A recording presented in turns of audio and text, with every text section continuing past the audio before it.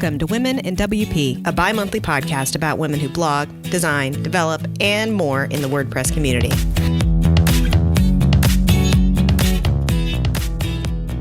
Hi, welcome to Women in WP. I'm Angela Bowman. I'm Tracy Apps. And I'm Amy Masson. Our guest today is Piccia Neri. Piccia makes WordPress sites and educates WordPress users to good design and UX. Welcome, Piccia. Hello. Thank you so much for having me. I'm just so honored to be here. We are very happy to have you. Well, we like to start off each episode asking our guests, let me see if I can speak today, how they got into WordPress. How did you get started? I got into WordPress. I actually can't remember if it was 2008 or 2009, either or, because I wanted a blog. And actually, I wanted to post one drawing a day, because there was a woman, an American woman, who had a website where she was posting one drawing a day, and I loved it. It was she was fantastic, and she could take she would sketch her glass, and he had some sort of the poetry of everyday objects. So that's how I started, and I knew nothing about web design. I was your classical creative designer, and usually they are the absolute worst. Their website's just terrible, and all I knew really about the web was the rows that I'd have with my developer friend about typefaces and how because at the time you couldn't really, and so I was like, I'm not interested in web design because I can't use typography the way I would like, and then I'm not going to go into the whole discussions that I used to have with my friend, but that's how I got started. And when I was thinking about this question that I knew you'd ask me, I was like, where is that blog? What happened to it? Because I sort of dropped it at some point. And then I started, and then I thought, okay, I want to change the typography. And I'm like, oh my God, I can't change it. How do I change it? And that's what propelled me into learning how to do it, because I was like, this is not acceptable. I have to be able to do this. And that's how it started. Yeah, in a nutshell. I love that, because I have an art degree, and but because I had kind of learned web development and traditional design kind of around the same time, it was easier for me to unlearn and kind of give up a little bit of that control. But it's a hard process for everyone. How was that? Because that, especially being, something where I can control, this goes right to the bottom of the page, and this goes right here, and this is exactly here, and that is there, and I need to move it over a couple pixels, and now there we go, perfect. How was that, giving up that control, or at least loosening that up to be a web developer? Honestly, it was horrible. I still find it difficult. I still think that web design is way harder than any other design. And I was a book designer for a long time. It's how I started. And I've been doing the rounds recently. There's a friend who works in book publishing. I was like, can I please do a book again? Please, will you get me a book project? Because it doesn't move. You do it and that's it. It's done. It's on the shelf, gathering dust. You don't need to have a look at it again if you don't want to. So it was really hard. And also I really didn't know anything. So at some point I was in between jobs. And so I had the luxury of time, and I got myself in education in HTML. I started from scratch because I am a learner. I'm also an educator, but I am a really good learner. I love to learn. I just can't stop. And so I thought, how cool I am going to learn HTML. And I actually found it such fun. And then when you get into CSS and you start going, oh my God, I write words and something happens visually. So I create, and I thought that was great fun. So I started really enjoying it. And then I started learning WordPress, but I didn't find it easy at all. To be honest, I really didn't, I have to say. And then I don't know, you just sort of go over the hill at some point and you go, how did I ever find it so difficult? And now obviously, and then at some point you're never going to know everything, but you know so much more, and you're like, okay, I can do it now. But I have to say that in terms of design, Tracy, as you were saying, I really do believe that it's different. I mean, certain design rules and principles will always apply, but even the reason why you design things is completely different. I find myself now always talking about empathy, design thinking, problem solving, and things like that. Whereas when I was a creative designer, I wasn't trying to help out anyone. It was about creating the coolest possible design. I was doing film posters for a while. The most cryptic, it had to be cryptic and cool and intriguing, but not helpful necessarily. So it's I like it more now in a way. It's one of those things people don't realize the difference. They group art and design together, but they're completely different. Art is an expression. Like, I can make a painting and it can evoke a different emotion and a different meaning to every person that views it.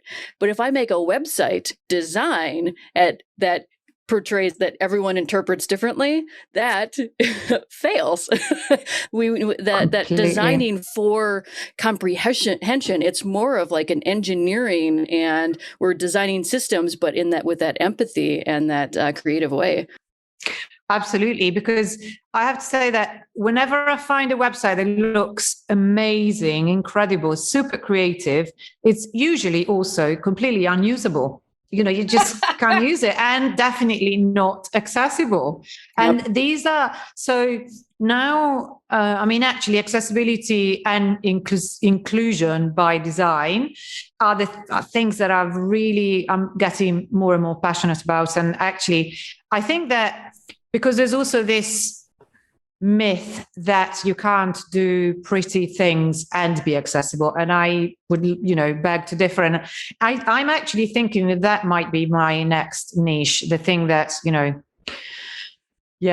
think it's a very interesting topic. I agree. I do this. I feel the same. We're parallels in a lot of ways, because that whole people say like, oh, well, it can't be done. I'm like, I see that, and I will raise you. But now because I do know HTML and CSS and all of that kind of stuff, and the technology, at least with, all the latest improvements with CSS and variables and all these things. And I'm like, oh, well, now I can do all these things that weren't possible before. But it's one of those things where it's like, you have to keep on top of it. And if I were starting right now, I don't know, I would be overwhelmed. I would just be like, nope, I can't. But I've been doing this for over 20 years. So I have that, I got to learn it gradually as now this new thing came out. So do you still get to do book design? No, but I really want to. I mean, I have a few big projects right now, but when things calm down, I definitely want to do it again. And actually, the other day I was going through the Instagram account of someone who designs book covers, and I was salivating. I was just going, that is so great. So yes, I definitely would like to. And I still have friends in the industry. I'm going to try and worm my way back in again. I have to say, having done both, it is easier. I think there's fewer things. I mean, probably there's book designers out there right now listening to it going, no, that's not true. But just meaning that, a website is a live thing. You can't build a website now and just leave it there. It's you need to tend to it like a garden, as we all know. And with something static like a book or a book cover, you just don't have to do that. And then in a way, it's limitation, but also it's advantage. So, and at least you have dimensions to work with. A book cover is 5.5 by 8.5 or whatever it is. And it's like, and you can get, like Tracy said, you can get those things positioned exactly where you want them, and they're not going to move. What you design is what's going to print. No, the web is a completely, that I have to work with a lot of designers and counsel them. And sometimes it's like therapy. I'm so sorry that background image is it's going to change size. some of it might get cut off. Let me hold your hand. We'll just sit with that for a little bit. Think about how we can design for that kind of flexibility. It's kind of cool, though, don't you think? How does this make you feel? It is like therapy. I do know quite a few designers that will never make the transition, so they simply refuse to, and I can't blame them. I mean, made the transition when I wasn't young, but I was young enough. You know, any later it would have been just too much. Yeah, definitely. But at the same time, yes, it is a lot and it is overwhelming and all the rest of it. But the great thing is that I'm really grateful for is that it did make me shift my mentality as to why I was doing things.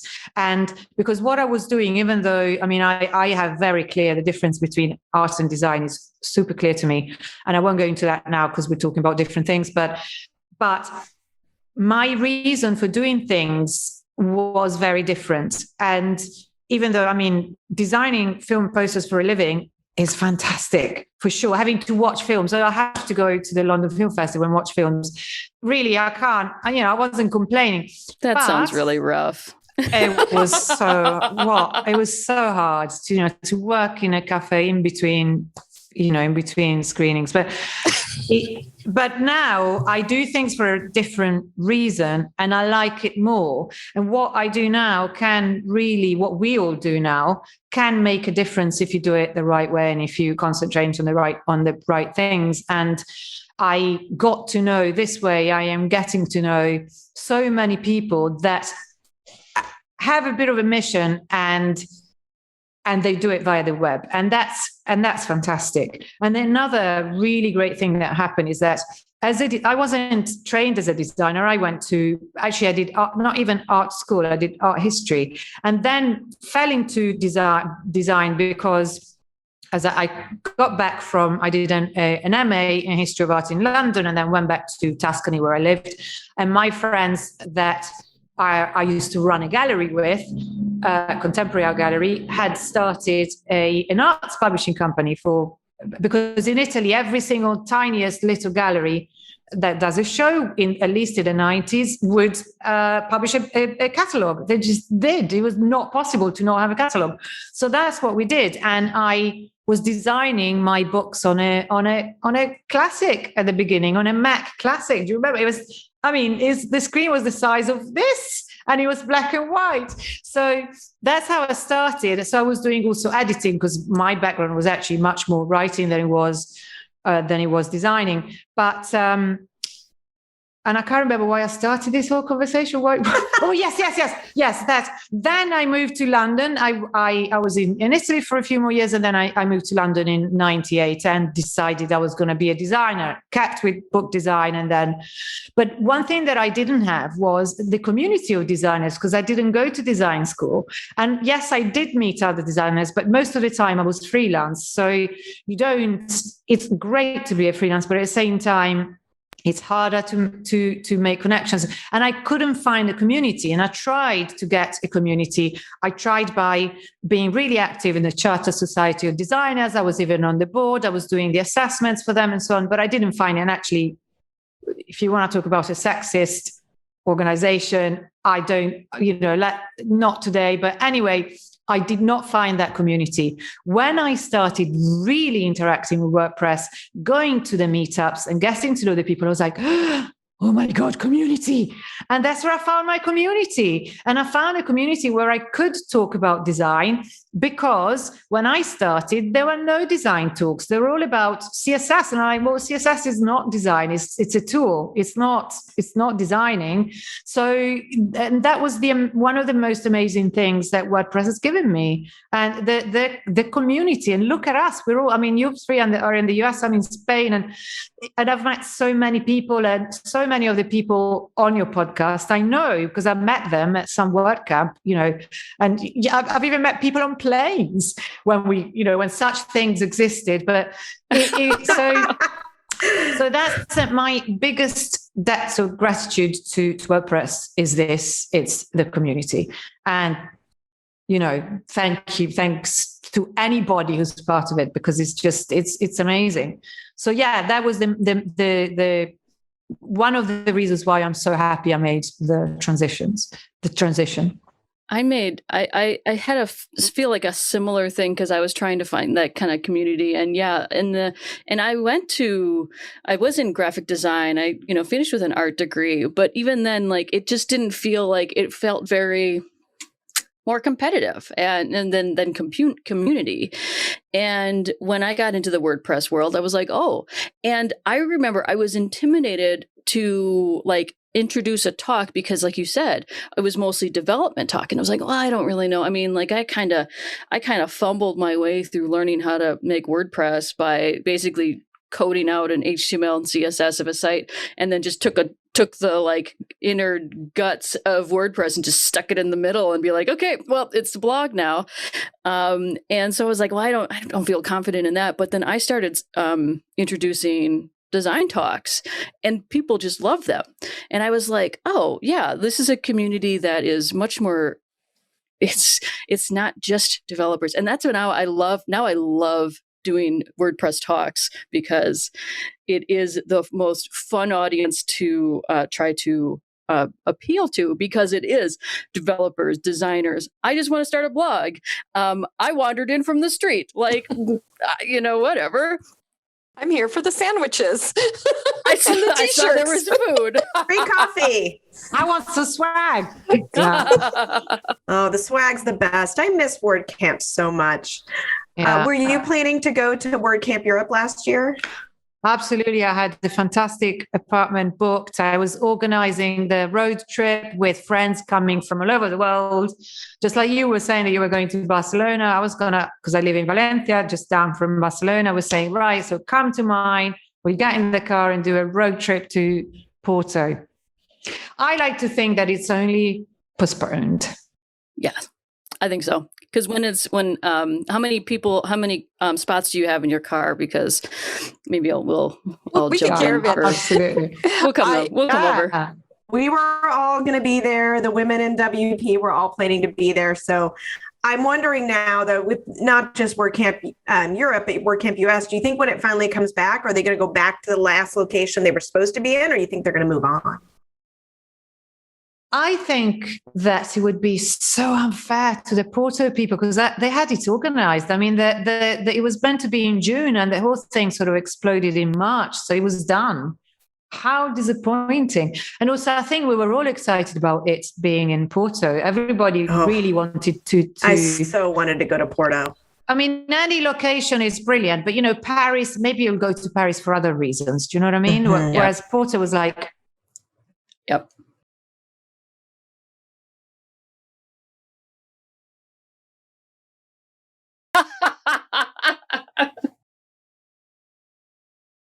I had the itinerary. It was going to be driving. I was going to drive up via the north and stop in Salamanca, where I did Erasmus. I was there on a scholarship in 1990 and haven't been since. And then I really aged myself right now, but never mind. And then on the way back, I was going to go via the Algarve. I mean, perfection, absolute perfection. So yeah, I'm sure it will happen. It's only postponed. I mean, when you think about it, I was thinking about, I have a niece and a nephew, and they were respectively 18 and 15 when they started. They're getting, 20 and 17. Something. It's just going.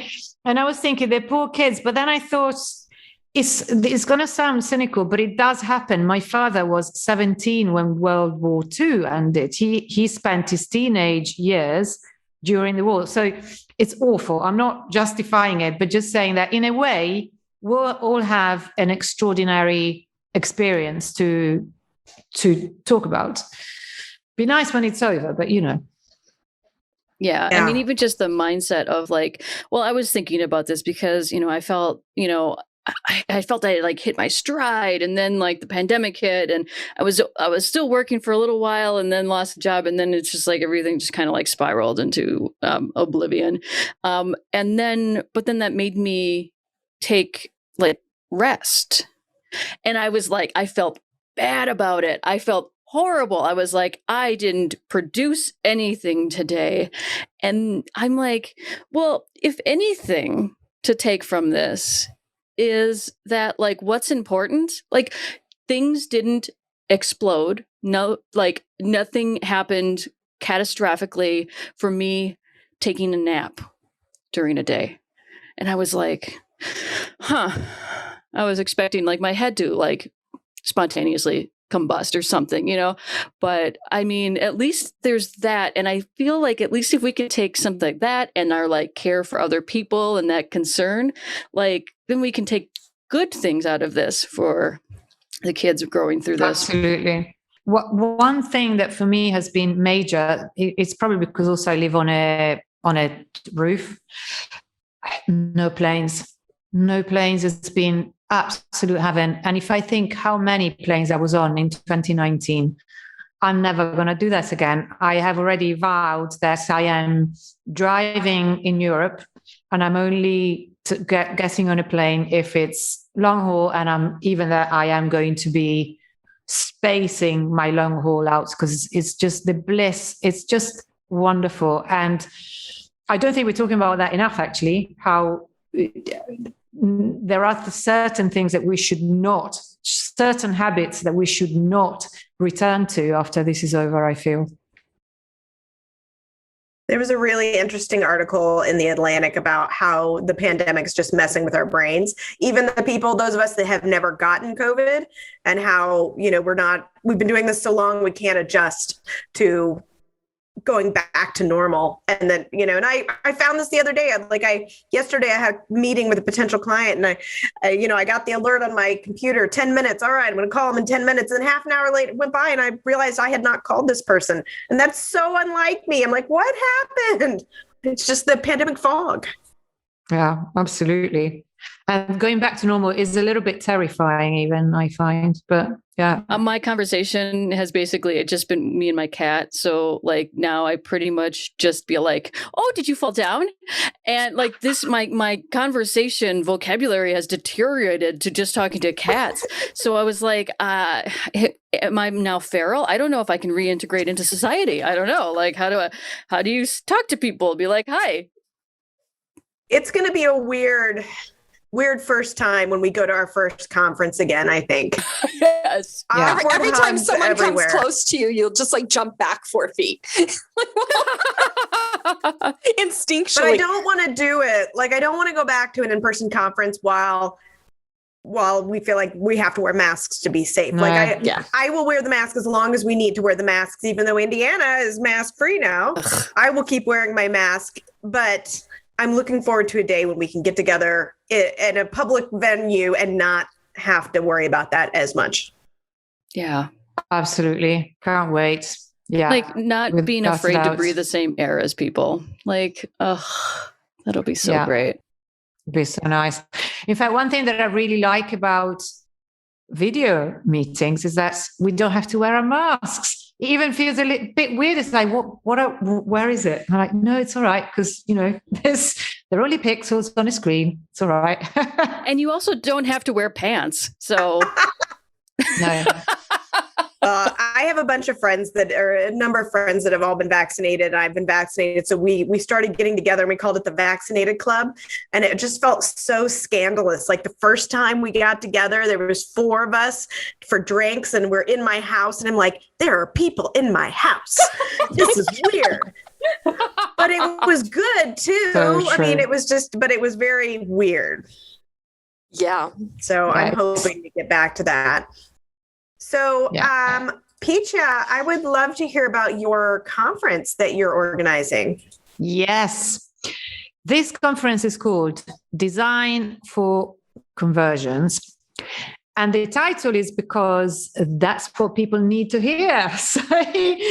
So you can explain to them that actually by being nicer to other people, you can actually even make money, because I don't want, there's the whole argument of accessibility. People go, you're going to get sued if you're not accessible. And I'd rather say, but why don't you open your site up to more people? So basically that's kind of it's one of the things that the conference is about, but it's about putting people first and via good design. So it's aimed at, because we're all in the WordPress environment, so we know that realistically, sort of getting these figures sort of out of my imagination, but let's say that 80% of the people that design websites these days do not have a design background. They're not trained designers.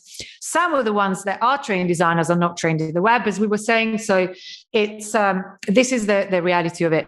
So, and it's a little bit my mission to educate to what good design is, and it's not styling, as you certainly well know. It's not styling at all. It's a whole host of other things.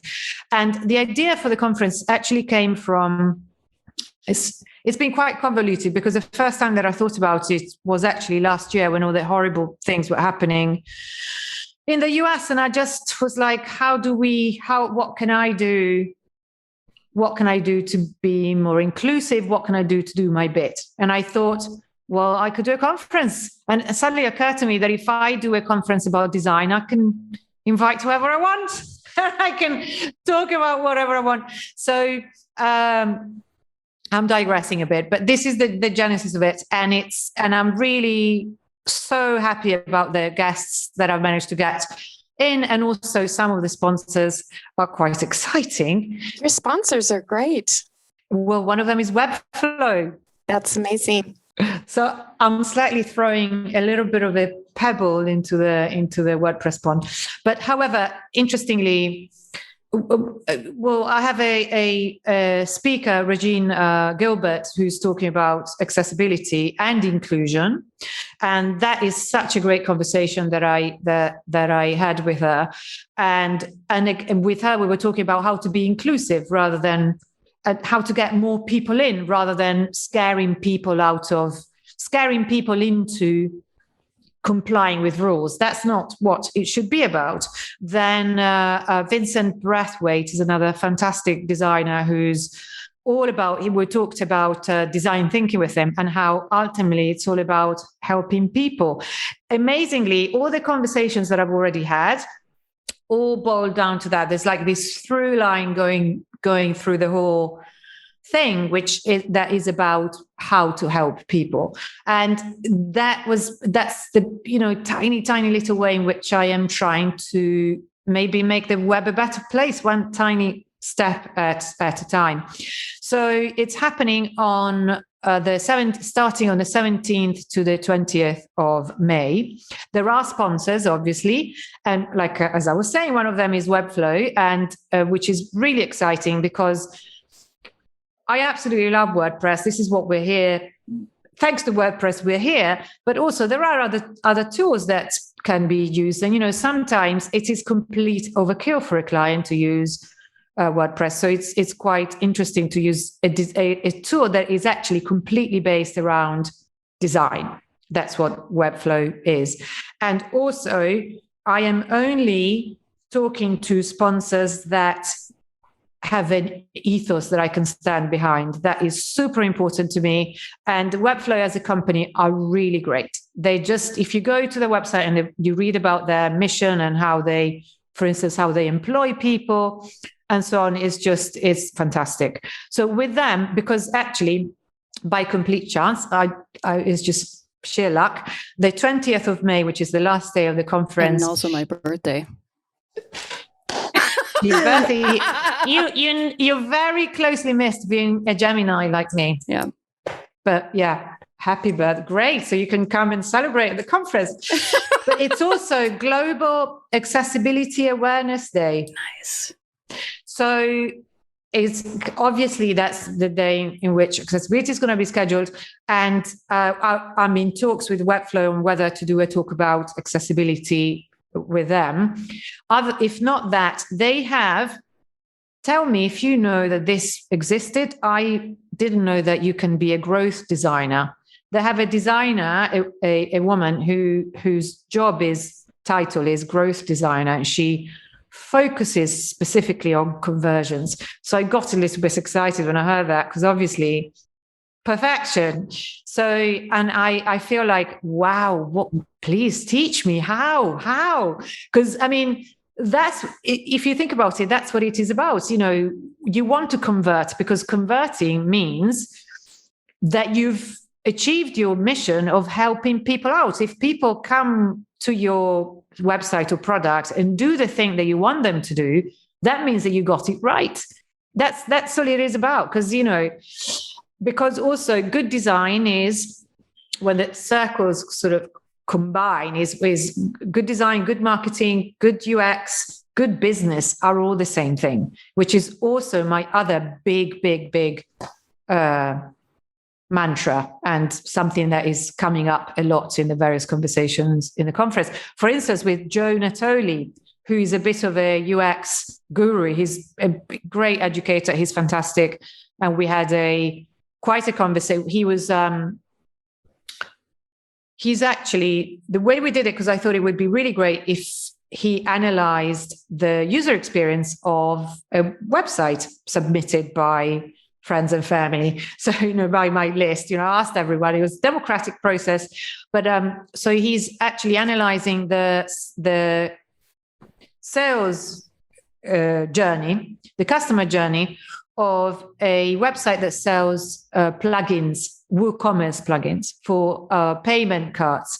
And it was so interesting. And I feel like I can't wait for the seller to see what Joe has to say about it, because so many things come up. It's about how to help people make the right choice, how to then, your copy is too small, so you've got to be accessible. Everything comes up, absolutely everything. And I think that it gives a real understanding of what good UX is and why it matters, why you can't ignore it, and why it's not how design is not styling, basically. Sorry, long rant. Yeah, no, that's because it's exactly, I think that's one of the reasons, basically the reason why I became so passionate with design for interactive, because, technology is great. It's cute. And I love gadgets and learning that kind of stuff. But I love people, and I love seeing how technology affects people. And if we just make technology, then and you see people that are like, oh, this is so frustrating. I'm not a computer person. I don't understand this. That just means that the product was not designed with them in mind, that it wasn't actually there. So that it's not succeeding in that thing. It's just making their life more difficult as opposed to being easier, like it's supposed to be. And especially being, in pandemic world where so much went onto the digital computer box machine and the internet, and like that, highlighting all of the places where we have lacked and slacked a little bit on accessibility and inclusivity is glaring. And so that's such a timely thing, because we've been exposed, like this is a really big thing and it's not going to go away. So that, let's make sure that everyone comes along, because now if the things are going to be on technology and everyone's like, oh yeah, now we've adapted this remote lifestyle. Great. But now what about, are you bringing everyone along? I really like that. Absolutely. And it's things like, one thing that I recently got really into, it just occurred to me that what about forms, but even starting from the simple contact forms that we have on our website, can everybody use them? And the answer is no. Even a simple contact form where you have to put name and surname, well, starting with the fact that not everybody has a surname, and not everybody can actually there are other restrictions. There's one of the talks is on that, is a woman called Ezzy Hardy, who's a disability champion, and has her initiative to get companies on board and understand what inclusion really means. And she talks about how to make forms accessible. And I hadn't thought about it. And she said, it's so simple. She said, look, I understand that sometimes you don't have the technology. It's really quite hard to make everything usable by everybody. So just give me an option. Simply put a link there saying, if you're not able to fill in this form, email me. It's so simple, and you've thought about everybody else. You just have. So that's what I have on the website, because I was like, I think this is okay, but I'm not sure. So, just email me if it's not right. Because that's what she's just saying, I understand if it's not, but just let me know that you've thought about me and you've already. And I thought that was so enlightening, to see things. Brilliant. Yeah. I mean, just giving an alternate option. Hey, if this doesn't work, try this. I love it. Exactly. Because she said, for instance, and something else that I hadn't thought about, that if you, for instance, in virtual conferences now, the typical thing is that you get the video that's streamed and people can make their comments in the chat box. And then if there's a live segment, which there will be in mine, the speaker can answer the questions. But she pointed out to me that it's not that easy if you're disabled to actually write in the chat box, because it may be difficult, because there are actually, she's saying it's hard to be fast enough, or there are other constraints. And I can't quite remember now, but she said, let me know in advance. Just say, put a notice there saying, we are not able to offer the technology that you would need, but we suggest that you use a notes app where you can copy and paste your comment in the chat box. So she said, if you make it clear to me that you have thought about my situation, I'm happy, that's fine. Because I understand it's not easy. You may not have the funds to make it completely usable for everyone. So much to learn, so much. Oh, great. Well, for anyone who missed it as you're listening, the website is designforconversions.com. It's a free conference, May 17 to 20 this year, online. But then you have this lifetime access pass where during the conference you can watch it for free. But then if you want to watch it after, for just, I think it was $37 US. For now, it's 37 because the schedule is not. It's quite low, but I mean, the schedule is not even published yet. So whoever buys it now is doing it on trust. So they deserve. And also, there's going to be, every speaker will have an offer. The pack, the paid for pack, will have lots of little perks, and the sponsors will have perks. And it sounds lovely and unique and fun, and something that we, and I think it's not like those conferences that a lot of us have been attending, because it is so focused on this aspect that will be very fresh for a lot of us and give us some really fresh ideas, just like what you've said in the past 5 minutes is all wow. And I imagine the whole conference will be full of those kind of eye-opening, brilliant ideas. Yeah, I'm going to pass this on to my students. I'm teaching web development for marketers. So these are marketing students. And this is key because, that if you're going to be successful in marketing, you're going to be successful in any sort of customer facing. This is very important. So absolutely. I'm going to send a bunch of people to your way for sure. Oh, wonderful. So can I just say thank you so much for saying all this, because I have to say that 5 weeks, almost 5.5 weeks from the event, I often think, why do there is so much to do. It's so complicated and so many moving parts, and I'm really behind with the website, and I got this thing wrong, and it can be overwhelming. So to hear that is just so wonderful. Thank you so much, because thanks. Really appreciate it. And I see that Yoast is a sponsor, and you've been sponsored for the diversity grant.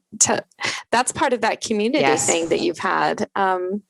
It's so nice to see that. Can you speak to your relationship with Yoast? Absolutely. So Yoast, first of all, I was so grateful that they went for anything at all, because it's not a WordPress specific conference. I mean, the reality of it is that there will be a lot of, the majority, I guess, would be WordPress people, because it's my audience, it's my community. Kinsta are sponsors, which is great. So delighted about that.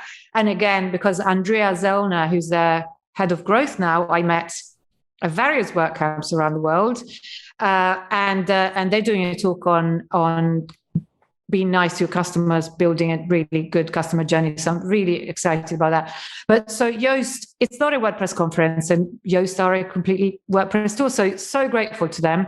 And yes, they gave me They have a wonderful diversity fund, which I encourage everyone that is part of a minority in tech, and there's various categories for that to apply to.